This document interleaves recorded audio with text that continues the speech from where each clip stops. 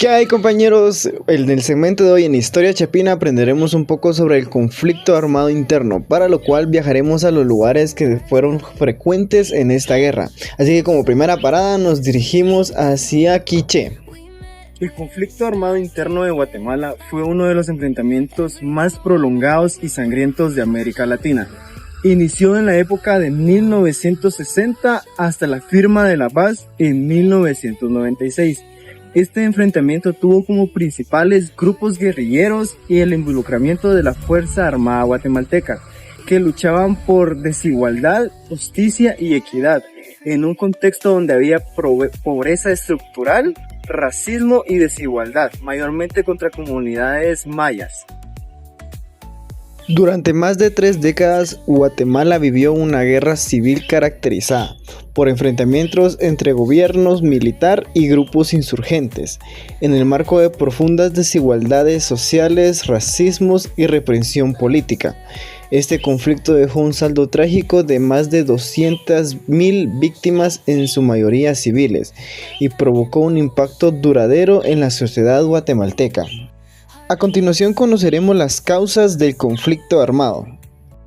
Entre una de las causas principales del conflicto estuvo la desigualdad social, principalmente contra grupos indígenas, los cuales vivían en pobreza extrema, no tenían acceso a servicios de salud pública y mucho menos de educación.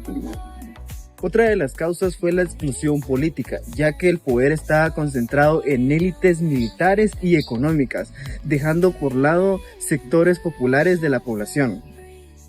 Influencia de la Guerra Fría. Estados Unidos apoyó gobiernos anticomunistas, mayormente después del derrocamiento de Jacobo Arbenz en 1954.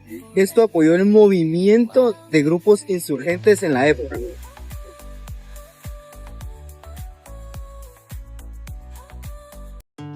Durante 1960 iniciaron los primeros movimientos de grupos guerrilleros, tales como fue el primero, que fue la FAR, Fuerzas Armadas Rebeldes. En la época de los 70 y 80 inició el siguiente movimiento, la Unidad Rebelde Nacional Guatemalteca, la URNG.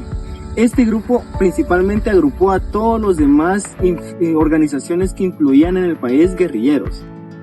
El conflicto tuvo su punto más cruento entre 1980 y 1983, bajo los regímenes de Fernando Romeo Lucas García y Efraín Ríos Montt. Se implementaron políticas de tierra arrasada, en las que se destruyeron aldeas enteras, principalmente en el altiplano occidental y las zonas indígenas. Según la Comisión para el Esclarecimiento Histórico, se reportaron más de 200,000 desapariciones y muertes en esa época. Particularmente el 93% fue cometido por el Estado o grupos paramilitares. Según la esclarecimiento, se reportaron actos de genocidio mayormente contra el pueblo maya y xil. Particularmente no solo afectó a los no combatientes, también afectó a mujeres, niños, grupos religiosos y líderes comunitarios de la época. El proceso de la paz inició formalmente en 1990 con el apoyo de las Naciones Unidas. Tras varios acuerdos o intentos entre el Estado y la URNG, el 29 de diciembre de 1996 se firmaron los acuerdos de paz firme y duradera. Estos acuerdos contemplaban el cese al fuego definitivo, la desmovilización de la URNG, reformas constitucionales, respeto a los derechos humanos y reparación a las víctimas, reconocimiento de los pueblos indígenas y su participación política. Aunque el conflicto terminó formalmente en 1996, sus secuelas perduran. Aún hay impunidad, cientos de desaparecidos no han sido localizados, y muchas comunidades viven con las cicatrices emocionales y sociales de la guerra. Se han llevado a cabo juicios históricos, como el proceso por el genocidio contra Ríos Montt. Organizaciones de derechos humanos y movimientos sociales siguen trabajando por la memoria, la verdad y la justicia. Guatemala ha avanzado, pero la búsqueda de una paz real y duradera sigue siendo un desafío. El conflicto armado interno de Guatemala fue una tragedia nacional que reflejó las profundas desigualdades del país. Conocer su historia es esencial para no repetirla y para construir una sociedad basada en la justicia, la equidad y el respeto por la dignidad humana.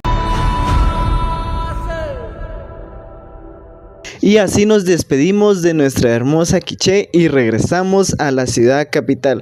Muchas gracias por ver el video. Este video fue hecho con fines estudiantiles universitarios, así que tengan un excelente día.